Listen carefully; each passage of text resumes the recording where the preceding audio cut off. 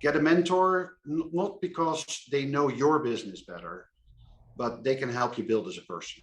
I'm in automotive, and some of my best mentors were from the financial world because they forced me to think about things that I never even could think about.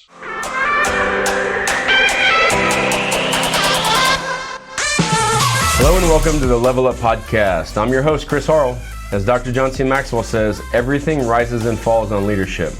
I will be interviewing CEOs, executive team members, and other leaders that are respected in the marketplace so that you can learn from their real-life experiences. Our goal is to help you level up and, more importantly, raise your leadership lid with practical action items that will help you make an even greater impact on the people you lead and the organizations you steward. If you're looking to level up your influence, then this is the podcast for you. Thanks for listening, and I hope you enjoy the show.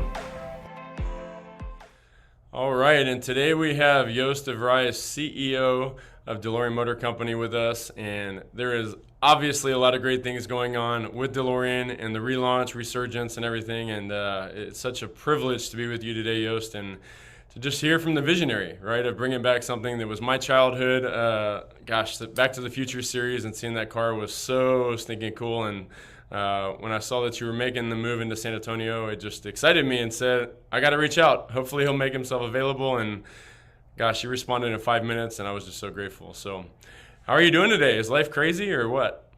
Well, good morning, Chris. Yes, happy to be here. Life is nuts, and good nuts, but still nuts. Yep, that's awesome. Well, I know you've had a very successful long career in the automotive industry with, like you said, Volvo for 25 years, Tesla, Karma, and now you're CEO of DeLorean. My gosh, you've been there 5 months. Has it been the fastest 5 months of your life? I think it's pretty comparable to where I was with Tesla when we started Model S. It's all hands on deck. Every day something new. You forget more things than you execute, and the pile gets bigger. But it's all good. It is so exhilarating to start to produce something and start to build something with a small group of people and see it grow and see it evolve. It's just super exciting. Well, as we were discussing earlier, you know, it's so cool to watch the Twitter feeds and all those kind of just the fans that have clearly been around for a long, long time, almost waiting for this to happen, right? And just, I mean, the attitude of, as soon as it's available, I want one, you know? I don't know another motor company on the market that can have that kind of fan draw like you have. So kudos to your team. Yeah, the team has been amazing. We've had, together with the original brand owner that held the brand a little bit hidden for the last 35 years, they have 33 million registered fans in 152 clubs over 36 countries in the world. I mean, it is just insane. We have to be so careful to say something, because whatever you say will instantly be used against you if it is not to the liking of the fans. It's a great team. They've been super respectful of the brand, and we need to continue that because this brand is very much alive. Yeah, that's so true. And I'm sure you're expecting a great review once the pre-launch goes into effect, right? That is what where it gets scary. I mean, you have a legacy that is 40 years old. You have a car that's an icon. How do you follow that up? I think, just to give you, we teased the rear quarter panel of the car. That rear quarter panel of the car probably took us, together with all the designing team, more than 4 weeks to finish. And normally you do this in a few days. We have to be so careful. And I think you will see when the final product gets released that we've been very respectful, but we're definitely building a new icon. I would agree. The rear quarter panel was enough to get me excited, so I can imagine the rest of it. Well, that's awesome. Well, as we've discussed, the purpose of this podcast is to really equip, develop, and share experiences from leaders like yourself for emerging leaders across the market. I know that for my journey, I had a lot of great mentors along the way, and some that weren't. And that also shaped me as a leader. But I know you've had quite the journey in your professional career, and just going to run through a series of questions that hopefully we can really help level up emerging leaders today. So, ready to kick off some of the questions? Sure, go ahead. Awesome. So let's take me back just a little bit, because DeLorean is such an exciting idea, concept, and now a company and resurgence and everything that we've discussed already. But how did you first get introduced? You know, you've been in the industry for many, many years, but how did you land at DeLorean after all these years with Volvo and Tesla and all these other organizations? Um, Good luck. I think that's the easiest way to say it. But a few years ago, we had a project together with the current brand owners of the brand, and they asked us, "Can you electrify the old 1980s DMC 12?" And it was a great project. Ultimately, it didn't work because the legislation that would have allowed it didn't come to pass. But we felt at that time the brand was so unbelievably strong once you dig a little deeper that DeLorean deserves more. So we created a business case to bring the brand back as a full line OEM. And that's how I came into it. Good luck, great relations, and just knowing the industry. I love it. And we often say in the staffing world or recruiting world, it is a lot about who you know, right? And the relationships you have and that kind of thing. So good for you in aligning with that group, that's for sure. Well, let's go back in time, Joost. How did your leadership journey begin? That's a very good question. I think the leadership journey for me began in the late 80s when I was thrown into Russia at Volvo on my own, and I had to become my own leader. It starts with yourself. Look in the mirror. When you are an individual contributor, you have the best school to become your own leader. And little support is where you start to learn the value of relationships, people, and slowly grow that out. Build your networks. And ask people to do things for you, but ask them from not as a boss, but ask them from, try to participate with them, collaborate with them. And that really taught me a lot, especially in foreign markets. So this is a long time ago, late 80s. Yeah, I could not agree more with that, Joost. You know, I actually shared a pretty lengthy LinkedIn post the other day about collaboration and the importance of it, and understanding the frontline folks, their needs, and their purpose in the organization. And kudos to you for doing that in your first leadership role, having the foresight to approach people that way. Because there's many that are running the dictatorship, right? And they see it as a title, and I'm the boss. And yeah, good for you. That's awesome. Well, it's obviously changed a lot. You said 40 years on that journey. I'm curious, and you probably had a few.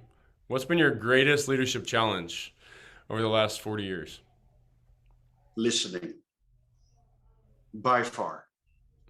I'm a very opinionated guy. I'm a very passionate guy, and I blab too fast. People have opinions, and if you step back and take the 30 seconds extra to just really try to listen, you get so much more. And it is not about age, it's just about who you are as a person, that you need to control your passion. You need to control how fast you want to shoot. You need to control not taking over, even though you think it's faster. In the end of the day, it isn't. You can run a business on your own. You need your colleagues, you need your coworkers, you need the other people around you, you need your suppliers, you need your customers. Listen, that is my biggest challenge, and it still is after all these years. Yeah. I think that's a challenge for most leaders, for sure. When would you say you had your first aha moment of that? Like, I really need to step back and listen. When I was living in China, I got a job as a president of a local joint venture building buses in the middle of China, and my chairman of the board was trying to tell me something. It was difficult because I don't speak Chinese, he didn't speak English, so we had a translator in the middle. And I thought he said something, and I reacted on that. And he was just so angry with me, really angry with me.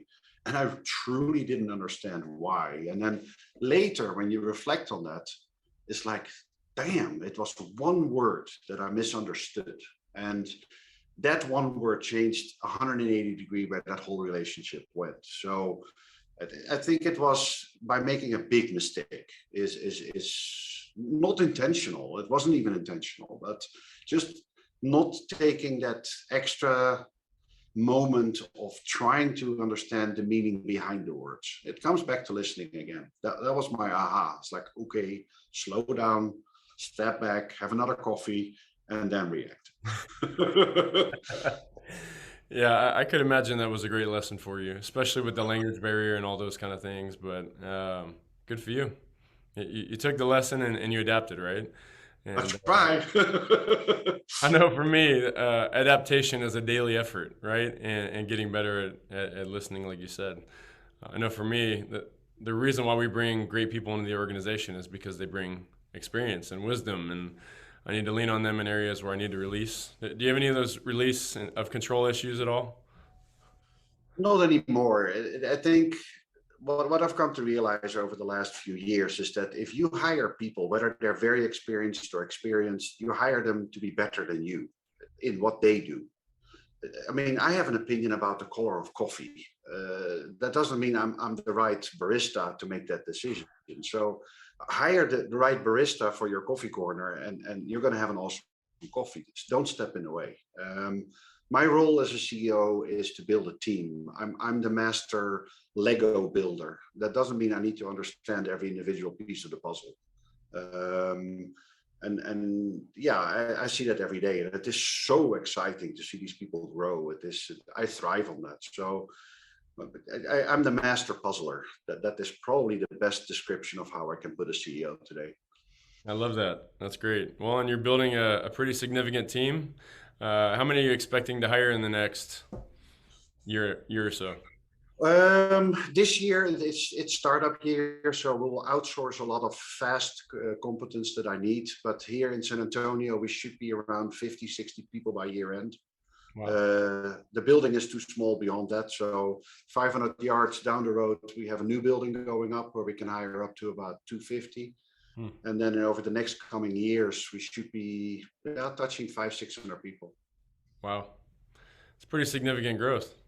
Yeah, But obviously, very. you sell a lot of cars, right? Yeah, we'll see. Well, I will be praying for that. I want this brand to be around for a long time. So you're actually planting yourself at Port San Antonio, right? Port San Antonio is such a cool, really reinvention of Kelly Air Force Base, of the former into just this tech hub, and it's awesome to see. What caused you to land out there? Um, I wouldn't say dumb luck because it isn't, but it does come from relations. We met Jim Perschbach and his team earlier last year, and I was super impressed with his vision, his selectiveness of what companies he wanted to have here, what he's doing here with the esports arena, the flexibility of what he brought to the table. And San Antonio at that time was in competition with two other states, or Texas was in competition with two other states, Louisiana and South Carolina at that time. And ultimately, we narrowed it down to two. And then Port San Antonio actually became such a no-brainer. It's close to Southwest Research Institute, which is one of the world-leading technological testing facilities that you can think of.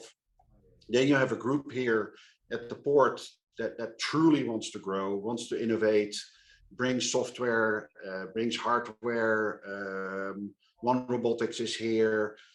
It just fit. And I've been here now for a few days. We just moved. We're in the middle of moving still. And you see your neighbors, you see what they're doing, and it makes a lot of sense for us. Is it all pretty? Not yet. But if you look at the master plan that team wants to get together, we come back in 5 years, and this is definitely a pearl in the head of or feather in the hat of San Antonio. It's going to be awesome. That's fantastic, and no doubts about that. So were you working closely with Greater SATX as well in the Yes. decision process? Yeah. Yeah, greater SATX, Bear County, the mayor's office. I mean, it's a collaborative effort. You don't choose headquarter locations by just talking to one group. You need everybody involved. We even had interviews with CPS because we need a lot of power as an electric car company. In the end of the day, the package that was put forward wasn't particularly better than any other state. Money-wise, it was even a lot lower. But what happened here is that we had a deadline for Super Bowl where we needed to launch the brand for our investors and show the world. And SATX and the greater SATX team were willing to break a few of their rules to allow us to have that done. And then you come back to, okay, it's not about the building, it's not about anything else but people. And they were willing to break their rules for us, and that for us made the decision, okay, it's San Antonio, and then it's Port. It's a beautiful thing. I know Jenna and Sean over there at Greater SATX are committed to bring in innovative companies like yours, and obviously the collaboration, like you said, with the mayor's office and those organizations. Landing at Port SA, y'all are set up to win. I mean, in my opinion, San Antonio couldn't be a better place. I'm a little biased, having lived here my entire life, but No, but okay, now the burden is also on us. We've made the decision to be here, so now we became part of the San Antonio Manufacturers Association. You become part of the Chamber of Commerce. So now the decision is made, we need to become integrated in the fabric of the city. So it's a two-way street. They've shown us that they're willing to run and do things for us. Now we need to show them that we're willing to be part of the local community too. And so I regard it as positive pressure. Yep, for sure. Well, I got a slightly different question for you. Knowing that you've got these pretty significant hiring objectives and goals over the coming years, and it being a very unique world of candidates and that kind of thing, what is y'all's strategy around that? Is there any direction, vision already planned out to do that? Yeah, the one of the reasons for San Antonio was there is an automotive footprint here. You have Caterpillar here, Navistar just started, Toyota has been a household name here. You have a lot of suppliers, big ones like Ray's Automotive, Tesla's next door. So there was enough automotive gravitas to work for us within the local market. But then you have the added benefit of Monterey University, which is basically around the corner. They have a phenomenal automotive program. You have other universities here that are willing to invest in automotive curriculum, and they're willing to talk. Our hiring for now this year is we are a startup, so we cannot afford to not take experience. So we will work on stealing people from California, Michigan, bringing them here, or using them as contractors, and then start to hire local here on maybe a less experienced level, but have a mentorship program. So a good example is we've hired local people here for social media.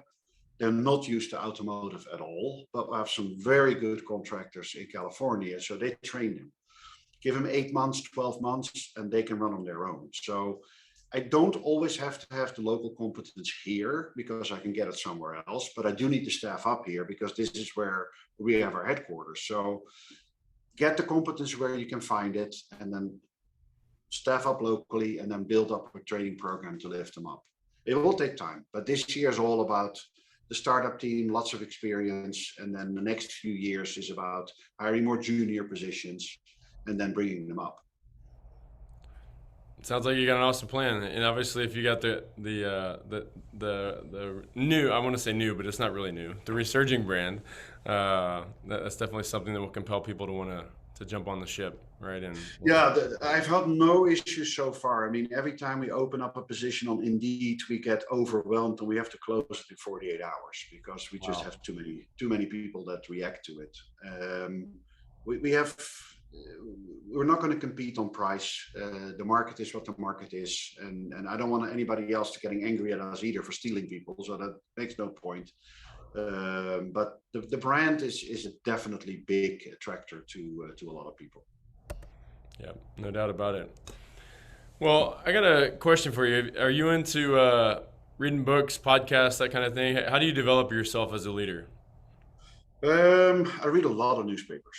That's my morning. I have two German newspapers, a French newspaper, two English newspapers, and then the US, and that keeps me updated. Well, on that So note, how many languages do you speak? seven at the moment. I'm Oh, learning Spanish. oh, So Spanish is my next one. all right. But I speak French, so it helps. It should be an easy transition. Yeah, true, true. Well, where are you going to go after Spanish? I mean, if you got 8, you might as well just keep going to 10, make it double digits, right? No. Spanish is my last one, and I'm losing ones because you don't use them enough. Right. But you have to remember, I was born in a country, the Netherlands, and everybody gets 4 languages at school from elementary through high school. Mm. So it's not a big deal. It is part of your culture because nobody speaks Dutch. You have to speak other languages. There's no choice. Yep. Yep. That's awesome.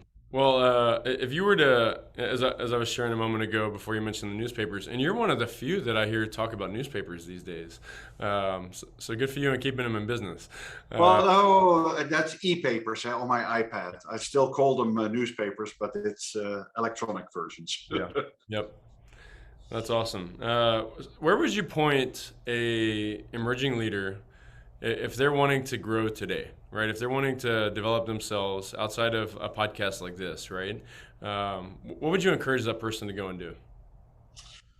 Get a mentor, um, and preferably outside your industry. Go into your friends, into your family. Find somebody's grandpa. Get a mentor, not because they know your business better, but they can help you build as a person. I'm in automotive, and some of my best mentors were from the financial world because they forced me to think about things that I never even could think about. One of my oldest mentors is a truck mechanic, and who is dirty, who has to wash himself 4 hours after every day just to get the grease off his body. But his vision of life and his viewpoints helped me to think differently. And I think a mentor is not about making you a better person at your job. I think a mentor is making you a better person, period. Mm. And once you become a better person, you automatically become a better leader.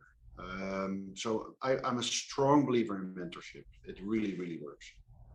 I love that. I had some advice very similar to what you just shared a long time ago that it was you need to have a coach or a mentor in any area of your life that you want to grow. You want to get Yes, better. And as a leader, you hopefully want to grow, right? Because you're leading people that are looking for the same from you, right, in some yeah, capacity or another. So that's excellent. awesome. Yeah. Very, very cool. Last question. If you were to go back and tell Joost 40 years ago, these are the things you need to do to be successful, what would you tell yourself today? That's a good one.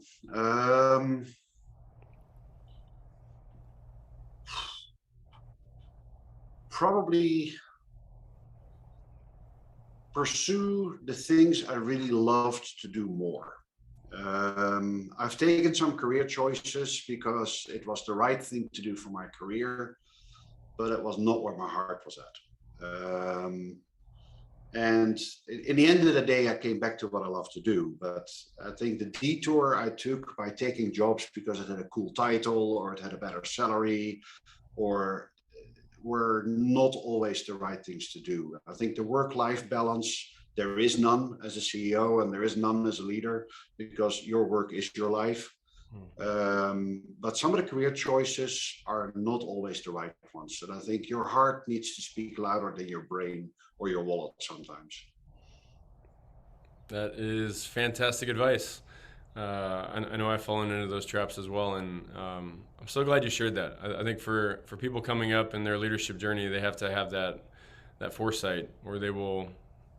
Time's the only thing you can't get back, right? So that's awesome. Very true. Do you have any final closing thoughts for those emerging leaders out there outside of what you just shared? Work hard, have fun, make money. It is not that complicated. The work hard is an automatic. The have fun is an absolute prerogative. The make money, is important because it makes your life work. But those are the three things that I've worked with, and I've changed the priority. When I was younger, it was make money, work hard, have fun. And I think I've learned that the work hard is always number one. And you can do that privately or in business, but to have fun becomes a very, very important second part. Such good wisdom there. Yeah, if you're not having fun along the way, then it's work. And you shared with me the first time we spoke, right? Working like crazy, life's crazy, having fun. It doesn't feel like work. Yeah. And I heard some great wisdom years ago from a friend's father. He said, "I get to go to work. I don't got to go to work." When you get to go to work, you're having a blast. That's a phenomenal place that you need to be in, and you'll make money doing it, right? So, well, very cool. Well, Joost, it was an absolute pleasure to sit with you today, to pull some of that wisdom out of your brain and your long journey as a leader. And I'm going to be one of your biggest cheerleaders, rooting and cheering for DeLorean's resurgence, and just excited to see what y'all accomplish. I know the world's been looking forward to it, and for those of us that were growing up in the 80s, we can't wait to see not just the quarter panel, but the whole picture.